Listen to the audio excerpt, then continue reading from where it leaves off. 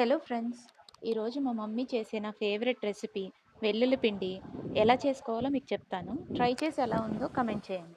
వెల్లుల్లి మన బాడీలో నైట్రిక్ ఆక్సైడ్ ఉత్పత్తిని పెంచి రక్తనాళాలను విస్తరిస్తూ బీపీని నార్మలైజ్ చేస్తుంది. వెల్లుల్లిలోని ఎల్లిసిన్ కాంపౌండ్ యొక్క యాంటీబ్యాక్టీరియల్ గుణాలు బ్లడ్ ఫ్లోని ఇంప్రూవ్ చేస్తుంది. సో బ్లడ్ కొలెస్ట్రాల్ లెవెల్స్ తగ్గుతాయి, లివర్ కొలెస్ట్రాల్ లెవెల్స్ తగ్గుతాయి.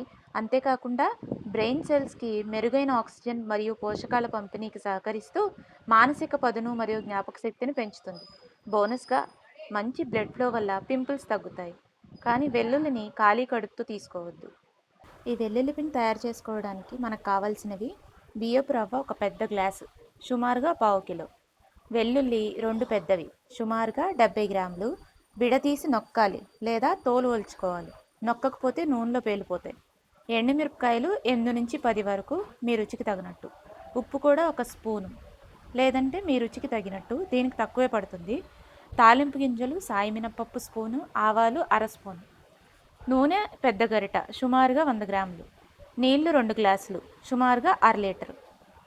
ఈ వెల్లుల్లి పిండి తయారు చేసుకోవడానికి అరగంట ముందే 2 గ్లాసుల నీటిలో రుచికి సరిపడా ఉప్పు కలిపి రుచి చూసి అందులో ఒక గ్లాస్ రవ్వ కలిపి పక్కనుంచుకోండి.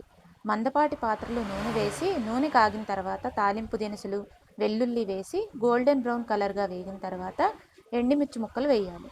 తగినంత వేగిన తర్వాత ముందుగా నానబెట్టిన బియ్యపు రవ్వ వేసి మంట పెంచి కలిపి నీరు మరగగానే మంట తగ్గించి మూత పెట్టించాలి.